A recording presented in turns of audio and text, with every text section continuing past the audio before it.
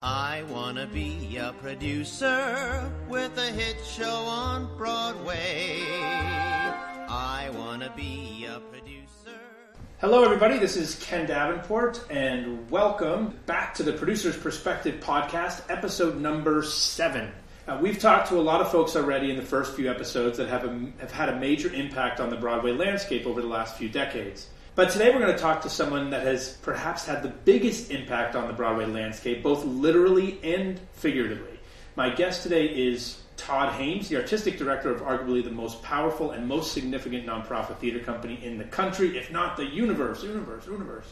I'm talking, of course, about the Roundabout Theater Company, which, and this is direct from their website, and I really couldn't believe it when I read it myself, over the years been recognized with 29 Tonys, 41 Drama Desks, 50 Outer Critics Circle Awards, 9 Obies, and 5 Oliviers on top of that for its production of classic plays and musicals. In addition, under Todd's leadership, Roundabout has acquired and now operates 3 Broadway theaters. These were 3 Broadway theaters that actually didn't exist before in their current incarnation. So you know how we talk about how Broadway has boomed over the last couple of decades, increased attendance, growth? Well, the guy sitting in front of me right now has had a lot to do with those increase in numbers. Welcome, Todd. Thank you. What's funny is that, I always think about Roundabout starting with you. If someone said, when did Roundabout started, I would say, when Todd Haimes started and founded Roundabout, but that's actually not the case. No. Can you tell me a little bit about the history? It was started in 1965 by Gene Feist. We're coming up on our 50th anniversary this year. And it was a theater that was meant to do the classics. It was always a subscription theater. The first subscription, I think, was $5 a play for 3 plays. The first play was The Father. They started with the light play. And they were down in a basement supermarket in Chelsea. And Gene taught part-time, no, I guess full-time, before I knew him, at high school in Yonkers, I think, and founded this theater. And then subsequently took on a partner, a much younger partner named Michael Fried. So it was Gene Feist and Michael Fried. To make a long story short, from 1965 to 1983 marked a period of decent artistic success. Ironically, they were one of the first not-for-profit theaters to bring in stars. People like Malcolm McDowell and Tammy Grimes and people like that. Malcolm McDowell did a highly acclaimed production of Look Back in Anger. And they acquired another theater on 23rd Street, which is now a movie theater, but then they acquired it and it was a 300-seat theater off Broadway, and built up a subscription audience of about 15,000 people. That's the good news. The bad news is that the theater was terribly mismanaged. Without being mean to people who, Michael Fried I don't know, and Gene has passed away, and and in a certain way I love Gene, but they didn't know how to run a theater. They had ideas, but they didn't know how to run the actual theater. So in 1977, the theater went into bankruptcy, Chapter 11. And this was one of the first not-for-profits in history to go into Chapter 11. Now bankruptcy is a business tool. Every company goes into bankruptcy and starts again, and every airline has been in bankruptcy, and they're all doing great. But in those days, bankruptcy was like the scarlet letter. If you were in Chapter 11, first of all, you were in big trouble with the court, and second of all, you had to disclose it, and nobody would contribute money because they knew it was an unstable organization. So Michael Fried, who was more in charge of the business affairs department of the theater, was kind of let go by the board of directors when they discovered in horror that by the time 1983 rolled around, the debt had actually gotten bigger, not smaller. And the bankruptcy court was getting very, very, very anxious. And it could have liquidated the company. The only reason they didn't liquidate the company is that there were no assets to liquidate. And so Michael was kind of let go. And I was not a party to that because that was before me, obviously. I had sent my resume into Roundabout for a job, and I had been warned not to work there by everybody. They said that Feist and Fried were really heist and greed. But I was looking for a job. For personal reasons, I had to stay in New York City. So I sent my resume in, and one day I got a call from Gene Feist, who said, "Would you like to come work for us?" And I said, I really don't want to be the number 3 person there, meaning work for Michael Fried. And he said, "Well, things have changed. Why don't you come in and see me?" And I came in, and he said, "It's for the managing director job," Michael's no longer with us. So I said, well, I would consider that. And I met with the chairman of the board, who I still am friendly with, a man named Chris Yagan, who had given a lot of money to the theater. And he told me as much of the problems as he knew. He told me certainly that they had been in Chapter 11 for 6 years. There was tax issues, to put it mildly. There were catastrophic cash flow issues because the deficit was bigger than the annual budget. I was 26 years old, and I figured, look, I have to stay in New York City because my wife was in an internship program in New York.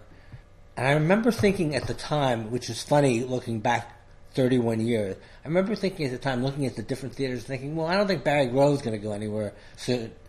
And I was right, he didn't go anywhere soon. He's still there doing great. So I thought, what the fuck? I have nothing to lose. I have no kids yet. Whatever.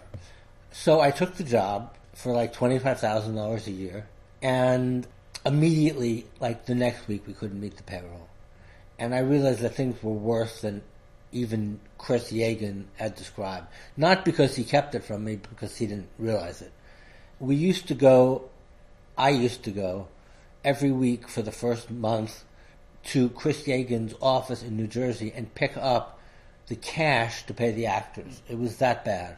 And finally, about a month after getting to Roundabout, so this would be in late February of 1983, I had been there about a month, the board of directors met and voted to close the theater. It was obviously a very sad meeting. The board was very upset because they had potential liability, legal liability and financial liability, because there were tax issues involved. And they went off to write a press release closing the theater, several of the board members. And I went home totally depressed. But, to be quite honest with you, I wasn't suicidal because I had been there a month, I was just depressed. The next morning, Chris Yagan called me and said, we've decided to give it one more shot. I have no idea why he made that decision. I've never asked him. I should have. I still can. Maybe it was because he felt sorry for me because they had just hired me or whatever. But he said, we'll give it one more shot. And the next day, a check arrived from Chris's mother. And I'll never forget, it was like one of those old-fashioned checks with like a swan flying on it. And it was for $100,000. And I'd never seen a check for $100,000 in my life. And she said, hope this helps. That was a little post-it saying, hope this helps. And that check, and then Chris made a contribution himself through his family, I think of about $25,000. And that check allowed us to get to our next show, which allowed us to do the renewal for the next season, which allowed us to keep going. And after that year was already 2/3 over or half over, we lost money. But after that year, for the next 20 years, we never lost money again. And it turned out, again, to make a long story short, that the theater was a theater that actually had an artistic purpose, a valid mission. It was just terribly mismanaged. So it was kind of a going concern that was mismanaged as opposed to a theater that had no business being in business.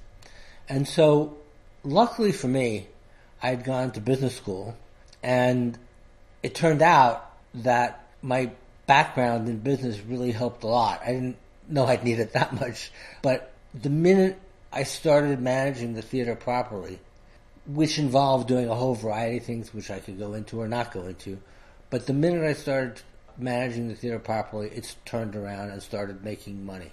Not huge amounts of money, but making money. It took us about 3 or 4 years to dig out of Chapter 11. It was one of the longest Chapter 11s in history.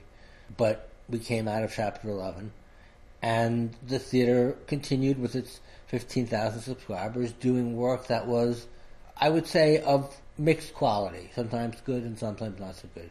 In 1989, Gene Feist decided to retire. I had been there 6 years. And it was never part of my master plan to be an artistic director, because in those days, every artistic director was a director. And I'm not a director, and I have no interest in being a director, and I have no talent. But when Gene was announced he was retiring, I thought, I could do that job as a producer. I mean, for 200 years, there have been producers. This whole concept of director, artistic directors, and managing directors, both reporting to the board of directors, was a phenomenon that started in the 60s. It didn't exist before then. Before then, there were producers. So I said to the board, would you give me an opportunity to be the artistic head of the theater as well? And I think, and I'm not being self-deprecating, I really wasn't quite qualified for it. But they felt, had they done a national search, they would have probably hired like somebody good like Mark Lamos or something like that, thinking of the names around in those days. But I think they felt an obligation to give me a shot because I had gotten them out of the hole and out of Chapter 11 and out of financial risk and all that stuff. And so they let me be head of the theater. And I toyed with the idea of calling myself producer because that's what I think of myself as. But I called myself artistic director because I just wanted to make it clear, since the theater didn't have the best artistic reputation, I just wanted to make it clear that I was making the artistic decisions. And so that's how I became the artistic director of the theater in around 1989-90. In retrospect, I sort of didn't know what I was doing because the theater had not really developed a lot of good relationships with directors. In fact, in the 6 years or 7 years that I was managing director, we never had one director back, I don't think. And here was this kid that nobody ever heard of suddenly being artistic director, and in those days it was considered a little bit of heresy to move from management to artistic. So now, of course, if you look in New York, a majority of the theaters are run by non-directors, but in those days that wasn't the case. So my first season was a little bit put together slapshot, but we got through it, and it was a learning curve for me, and the subscribers were shockingly loyal.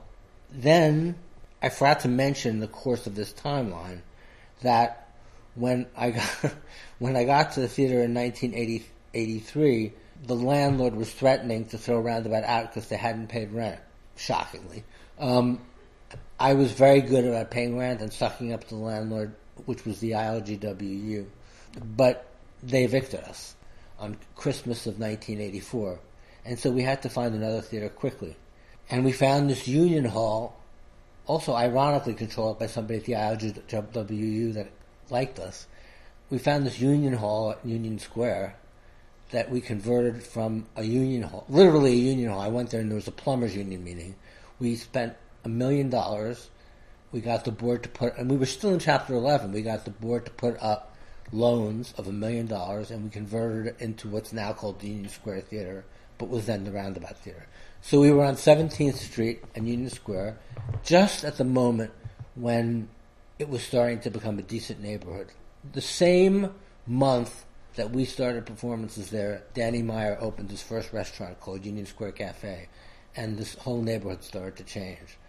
So we were reasonably successful there. I was still the managing director in those days. We were reasonably successful there.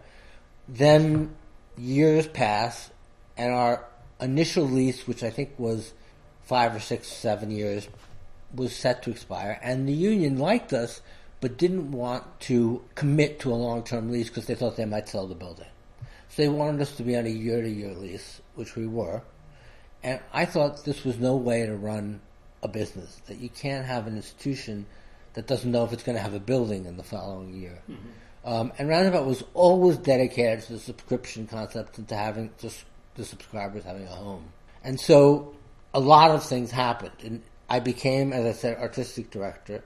We were faced with this space issue of where the theater was going to have a permanent home, and I started looking around the city for a place that we could get at least a 5, 7, 10-year lease. And it was in that environment that I discovered something called the Criterion Center, which was a theater that a man named Charlie Moss had built, and it was a 500-seat Broadway theater and a cabaret space next to it. He hadn't had much success there artistically, and I approached him about us renting it, and to make a very long story short, he agreed to rent it to us for, I think, 7 years at a very reasonable price, a price that would be shocking today. And I had to convince the board that people would actually come to Times Square, but the theater was nice. It had a nice lobby, big lobby, and I also had to get the stagehands unions and the actors unions to all agree to give us concessions, because if we were on a full Broadway contract, we'd go out of business in 2 weeks. But the stagehands were terrific, and they gave us a really good deal, as did the other unions, Actors Equity and the others, and so we moved to Broadway. It was not my master plan to move to Broadway. It was my master plan to find a theater. It just so happened that the theater was on Broadway. So suddenly we were a Broadway theater, and that really marked a turning point in the theater's history, because being on Broadway, as most people know, gives you a lot more attention, visibility, and makes you eligible for Tony Awards. And so that's how I ended up as artistic director of the Roundabout Theater in 1990 or 91 on Broadway for the first time. I actually want to go back for a sec, which is, so when you were 25 or when you sent your resume off. Now, I'm fascinated with the fact that you actually think of yourself as a producer, because I think a lot of people do think you as a producer. And you could have gone either way, it seems to me. I mean, with your business mind, with your artistic sensibilities, with your experience in the theater, you could have said, I want to be a commercial producer, but you started looking at nonprofit institutions. Why? I never had I can't explain why, Ken, but I never had any interest in being a commercial producer. I knew in college that I wanted to be, if you read my application to Yale for business school, it says, I want to be a managing director of a major not-for-profit theater institution. It actually said that. And what about it? I don't know. I mean, I knew I loved theater, but I don't know why I didn't want to be a commercial producer. I didn't know anything about the commercial world. To me, it just... Remember, commercial theater was doing very poorly at that time. Well, that's a good reason. Fundraising in that sense of trying to get people to invest in shows was something that scared me, still does today. And I knew I wanted to work in that collegial, not-for-profit environment. I just knew it. I cannot explain why. But so that's a great point that you made. You said that because, of course, a lot of people, a lot of my readers and listeners, their biggest fear is raising money. But I'm sure a large part of what you do here, or especially in those early days, was trying to get somebody's mother to write you another $100,000 check with a swan on it. So certainly, is fundraising still a large part of what you do now? It is, and becoming larger and larger. But I have a staff of 12 people who do nothing but fundraising, and Julia Levy, our executive director, is fantastic at it, and Lynn Gregory, our development director, is fantastic at it. So I really only come in when I'm needed. It occupies no more than 20% of my time. And I still find it, to be frank, Ken, I still find it difficult to ask for money, even though I believe in the cause. I remember, the first time I asked somebody for $1 million, I couldn't get the words out of it. I was like, "Muh," I just couldn't get the words out of my mouth. Did they give it to you when you finally got it? No.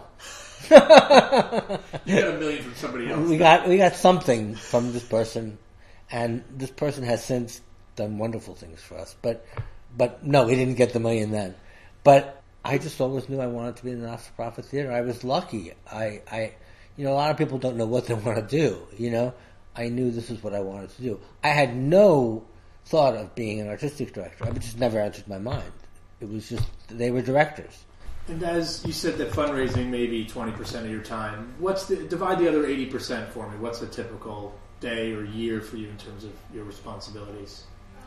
I would say probably 40% of my time is spent planning future productions, which is getting harder and harder as, to some extent, Broadway has adopted the Roundabout model of doing revivals of classics with stars. And there's a reason I think that's happened, which we can go into. But in any case, I have to do great plays, and I have to get great actors to be in them, and I pay them $1,300 a week instead of $100,000 a week. So that is an enormous challenge, and harder than it was 5 years ago. Also, the definition of star on Broadway has become so heightened that people, and I say this with no disparagement, people who used to sell tickets, people at the level of, let's say, I'm trying to think of a good example. Well, in the old days, Phil Bosco, but more currently, people like Victor Garber, or great actors, Cherry Jones, they don't sell tickets on their own now because they're competing against Bradley Cooper and you name it, Catherine Zeta-Jones, star after star after star. And so there's an enormous amount of pressure for us to do quality work, stick to our mission, which has expanded greatly since I took over, the mission has, but also get stars. A good example would be we did a production of The Winslow Boy last year. It got unanimously rave reviews, and it didn't sell any tickets because it starred Roger Rees, who's one of the great actors of our generation, but not a big TV star or movie star. And the theater needs earned income. It needs about 65% earned income. We have the largest budget of any not-for-profit in America. Most people don't know that. And so there's more and more pressure to get stars. And, of course, being a not-for-profit theater, I feel an obligation to get stars who I really believe can deliver, not just show up and sell tickets and be mediocre, but actually show up and be brilliant and sell tickets. You have this added pressure. I was just feeling for you as you said all this because, of course, I always say that a producer is only as good as his next show. So I spend probably 20 to 30% of my time trying to plan out what's coming. But I don't have to do something. Like I can say, okay, I'm not doing anything this spring. You have to. You do how many shows a year in your season? 7. Plus a black box production. 7 shows a year that you produce. And you have to fill them. And not only do we have to fill them, but we just signed an actor, I can't tell you his name because we haven't announced it yet, for our first slot next season. And he had to fit into our slot. Not only did we have to convince him to do theater and make his Broadway debut, not only did we have to convince him to do this play with this director, not only did we have to convince him to work for $1,300 a week, but we had to convince him to do it on our dates. And so it is really, really, really complicated, which is why sometimes I'm planning 2017 now in addition to planning 2016 and doing 2015.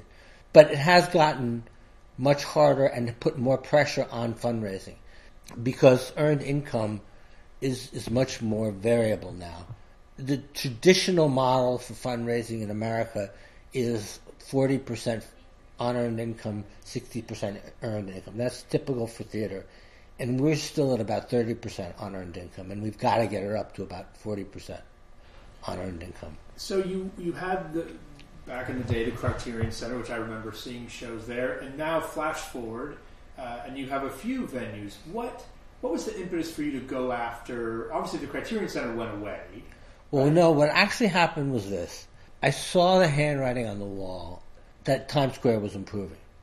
At the same time, the Times Square redevelopment organization, headed by Cora Khan, was trying to figure out what to do with the theaters on 42nd Street.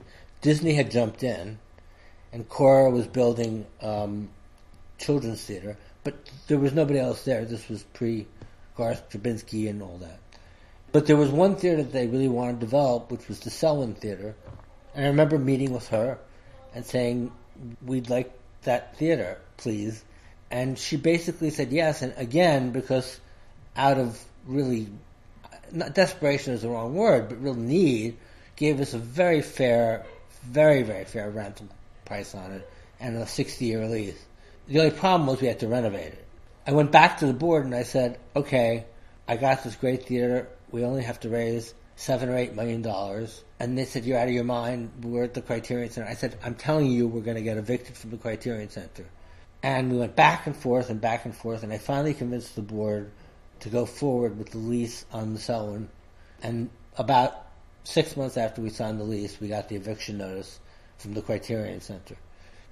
Of course, the $7 to $8 million renovation turned out to be something closer to $25 million. Oh my goodness! Because of all the landmark requirements and all the amenities that we had to put into the space.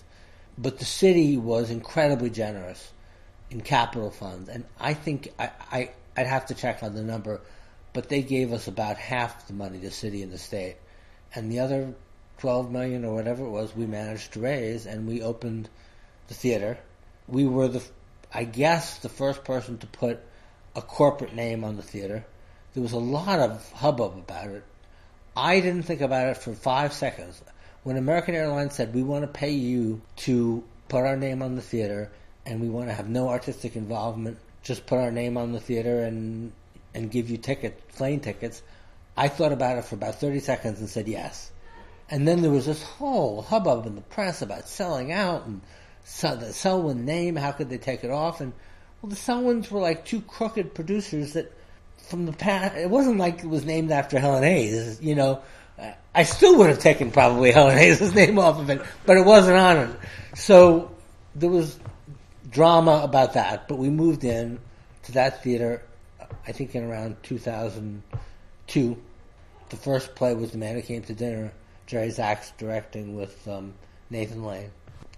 Within the next 5 years of moving into the American Airlines Theater, there were 3 seminal moments that really had a profound and long-term impact on the theater. The first was a woman named Natasha Richardson approached me, and she was unknown in America, but I knew who she was because I went to England and I saw shows in England, and I had met her and her father together, and she wanted to do a play called Anna Christie on Broadway. She had gone to Lincoln Center and they'd passed, and she had gone to Circle in the Square and they had passed. Circle in the Square still operated then as a not-for-profit. So I was the only person left. And she came to meet me, and she said, I want to do Anna Christie on Broadway. Will you consider it? And I said, yes. Made the decision as quickly as I made the American Airlines decision. And because I knew she was a great actress. And she said, I met this guy who I think would be brilliant in it, named Liam Neeson, and I'd like to get him to play the other role. And I'm embarrassed to say publicly on your podcast that I didn't know who Liam Neeson was. He had done Darkman then. He had done a couple of movies, but I just didn't know who Liam Neeson was. But I had heard that he was great. So we made the offer to Liam Neeson, and one day, I'll never forget this because it changed our lives. One day, I got a Western Union telegram. Remember telegrams? And the telegram said, Liam Neeson accepts your offer. And I said, great. I mean, I was not like jumping around for joy. I was like, good, we have the show cast. And we cast Rip Torn as the third person and Anne Muir. And we did it. And this was, I think, our second year on Broadway. And the show became a sensation. The reviews were, people still talk about that production. People who couldn't have possibly seen it insist they saw it. And, of course, there was the drama of Natasha and Liam falling in love, because Natasha was married to Robert Fox at the time, and Liam was quite the ladies' man. And they fell in love during the production, and it won the Tony Award for Best Revival.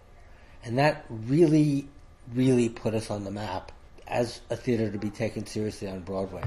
The second thing that happened was part of my artistic vision, quote unquote, and I say that almost sarcastically because I still don't think of myself as an artist, but part of my artistic vision from the beginning had been to expand the mission of the theater from doing just Ibsen and Shaw and Chekhov to doing more contemporary classics. So we started doing Arthur Miller, Brian Friel, Harold Pinter, people like that. But then I thought, when we were in the Criterion Center, the one sort of indigenous American theatrical art form is the musical theater. And Guys and Dolls is revived every 5 years, and Fiddler on the Roof is revived every 5 years. Now, remember, we're going back to the early 2000s. And Man of La Mancha is revived every 5 years. But I think there are musicals worthy of revival that a not-for-profit theater should do that are not going to get a Broadway commercial revival or don't seem to be getting one. So we started what we pompously called the Great American Musical Theater Series, and we decided to do as our first musical A Funny Thing Happened on the Way to the Forum. Nobody will remember this except me, but I was dealing with Steve Sondheim's agent Flora Roberts, who didn't even know who I was, and convinced her to let us pursue it. So we announced it. And then Jerry Zaks, who was already very, very famous, said to Flora Roberts, I want to do If Anything Happened on the Way to the Forum with Nathan Lane. And the rights were pulled from us so fast that, like, you could hear the wind whistling as the... So I had announced the Great American Musical Theater Series, and I had no musical. I had met a young, very young man who had directed an off-Broadway musical, which was a compilation of Kander and Ebb's work called And the World Goes Round. And I thought it was brilliantly done.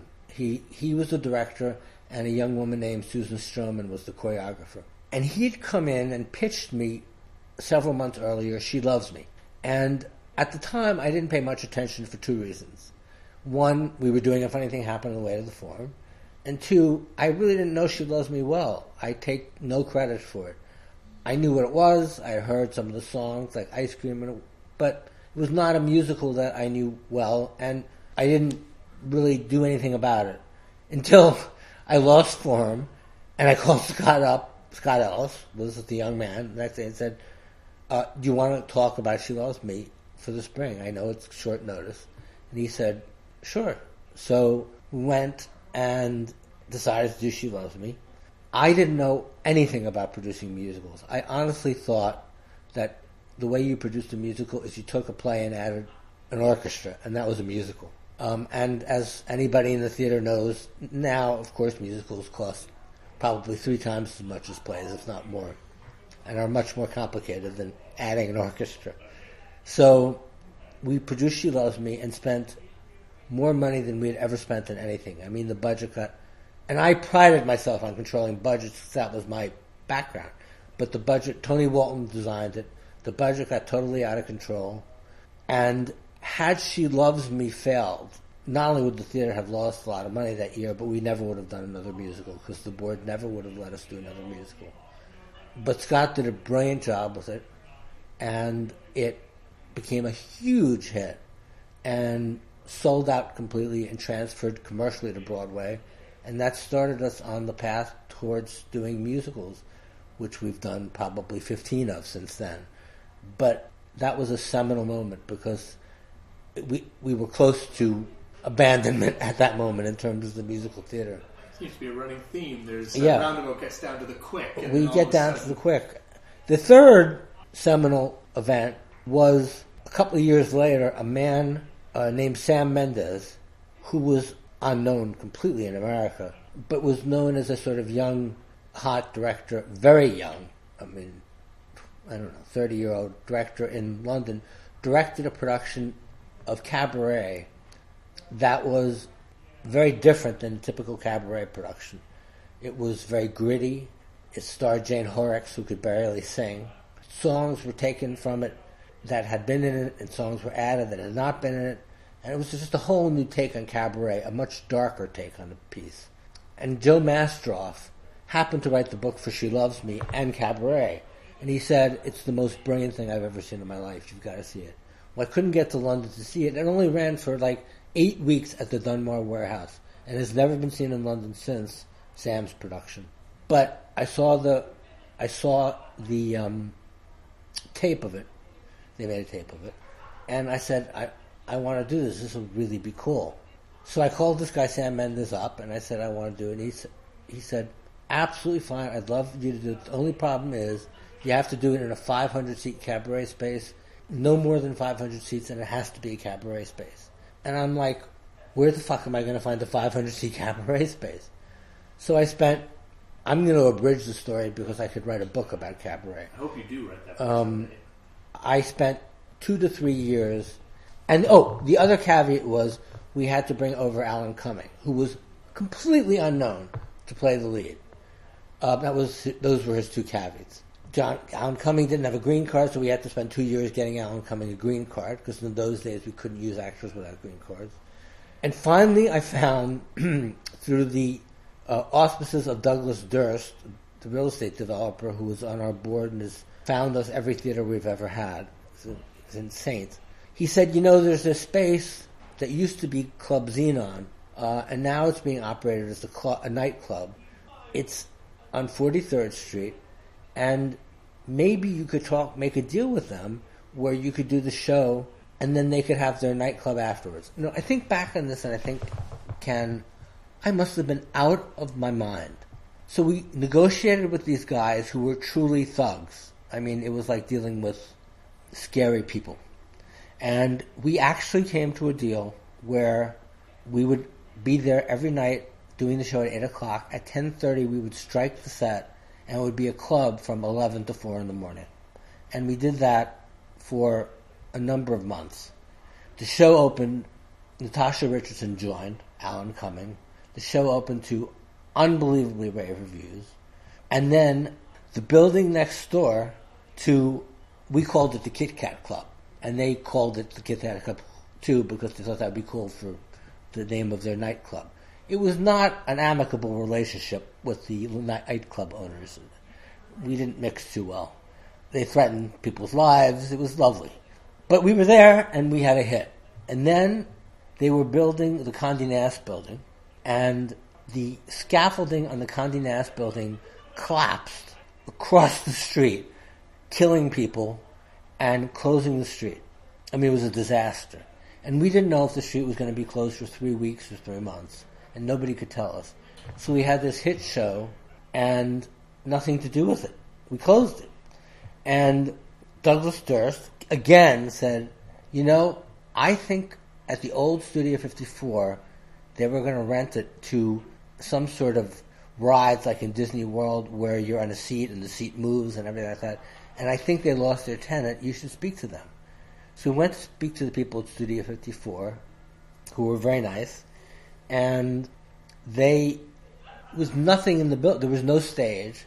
There was just an empty space and a mezzanine, but that was it. And they agreed to rent us Studio 54, and we went to our board and said we need $1.5 million, which in those days was a lot of money, to make Studio 54 into the new Kit Kat Club. The other advantage being having 1,000 seats instead of 500 seats, so we could actually run it as a commercial production. And we really debated it because $1.5 million were a lot of money, and we didn't know how long the show would run. But obviously, we ultimately decided to do it. We moved to studio. One weekend, we built the Kit Kat Club, the old small Kit Kat Club, ended up reopening 3 weeks later. It only was closed for 3 weeks. So we started performances there again, but we were already moving to Studio 54 because it made more economic sense. So while it was playing at the Kit Kat Club, we were building a new Kit Kat Club at Studio 54. And I'm not kidding. One weekend, we just moved the show. We had built a new set that replicated the old set, and one weekend we just moved in, tacked, and opened the next week at Studio 54. It was like, let's put on a play, only the Broadway version. It won like 15 Tony Awards and ran 6.5 years.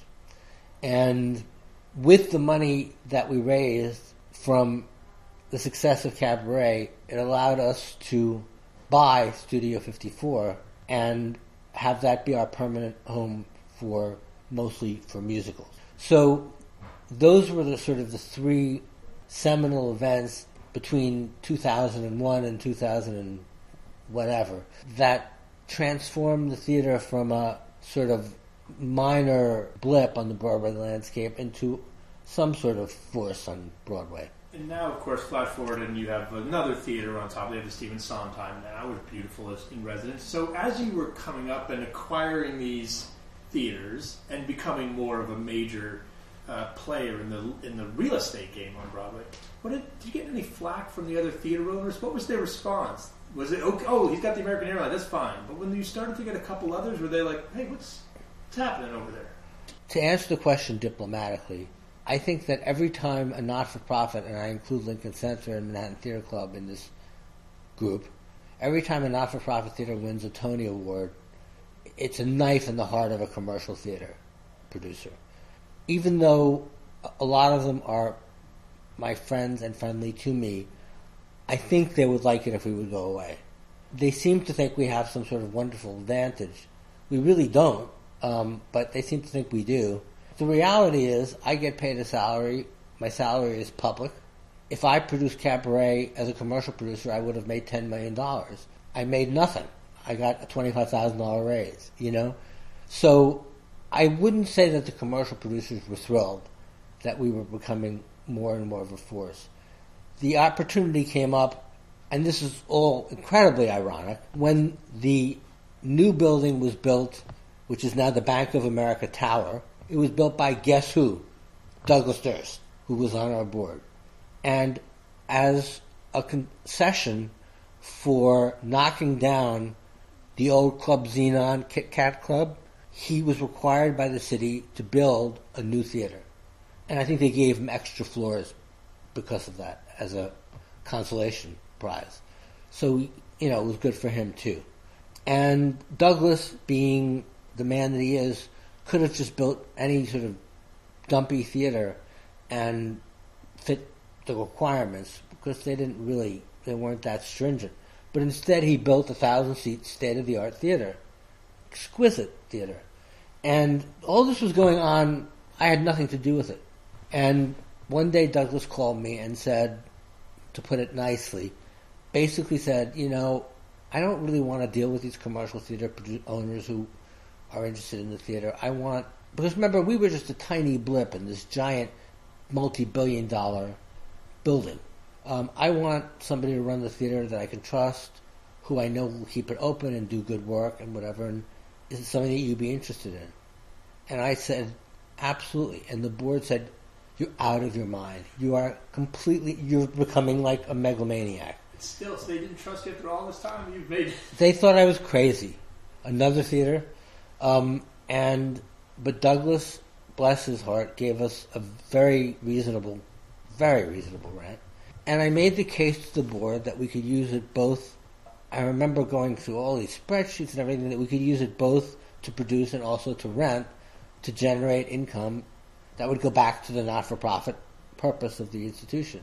And I don't think they truly believed me, but, the board was very dedicated to me. They have been, the theater was doing it well, and they've always been incredibly supportive of me, even from those first days when they paid the payroll in cash, And so they agreed to sign the lease for the Stephen Sondheim, what became Stephen Sondheim Theater, and we started. That was our third Broadway theater, and we produced Bye Bye Birdie there. We produced Anything Goes there, which was a huge success. And then we decided we were going to, for reasons which I can't remember because the years blur, but we were doing a musical at Studio 54, and I wanted to rent out the Stephen Sondheim Theater for a few months because we didn't need to use it. And I saw that this musical was announced, this Carole King musical was announced. And I didn't know anything about it except that I'm obsessed with Carole King because I'm of that generation. And I figured if I'm obsessed with Carole King, anybody over the age of 45 probably, which is the target theater audience, probably has interest in Carole King too. So at least it'll run 4 or 5 months and we'll generate some income and then we can use it for whatever we need to use it for. So I went after very aggressively Beautiful. We gave them a good deal, and it turned out to be it's been running at 100% capacity from the first day, and probably will be there for 3 or 4 years, which was not part of our plan, but which has helped a lot financially the theater in terms of our budget. And we will produce there again when Beautiful ends. I just have no idea when Beautiful will end. So what I love about, which is obviously a repeated theme in your life, this having to make a very quick decision, 30 seconds or less, whether it's Natasha or whether it's American Airlines or even the theater here, and you just going with your gut and doing it. And you've said, I have no master plan. It just happens. I think great producers and leaders have great instincts and know how to adapt to the environment. I think you saw what was coming in Times Square and you made choices that obviously paid off. So think ahead now. Do you have a master plan for the next 20 years of Roundabout? Is there something more you want? You want more theaters? Don't want more theaters. First of all, I think your point is well taken. And I think that while I didn't have a master plan, I did have the ability to seize on opportunities that other people might not have seized on. If I felt in my gut, and I still feel this way about productions, if I feel in my gut 100% sure that something's going to be successful, I'm usually right. The problem is sometimes I only feel 50% sure, and then suddenly it's a disaster, you know. But I was 100% sure that buying Studio 54 was the right decision, and that going to Sondheim was the right decision.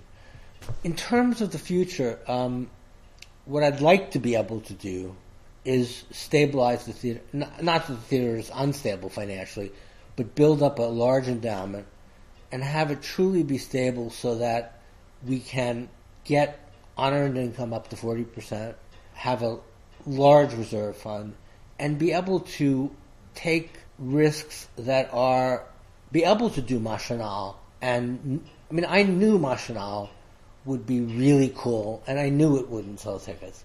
You could argue whether, for the institution, it was the right decision or not, you know, because if you run out of money, it doesn't matter how good your art is. So I would like to be in a position 5 years from now, 10 years from now, where we have a $100 million endowment, where we can do whatever we want to do, and if it fails, but it was a good try, you know?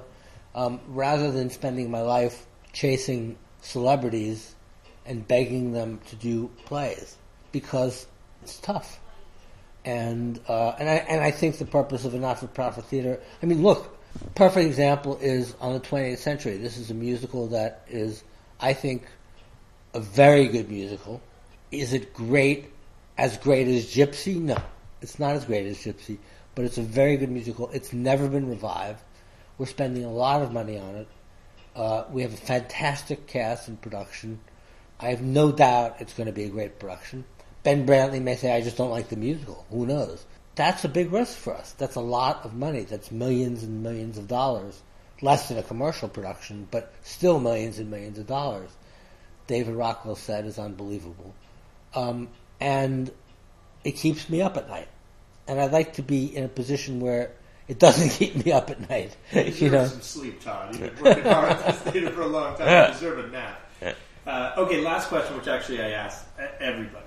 I want you to imagine that the gods of theater come down right now. They knock on the door and they come in and they say, Todd, you've been a very good boy and you've done amazing things for the theater. I'm going to grant you one wish. You can change one thing about Broadway right now.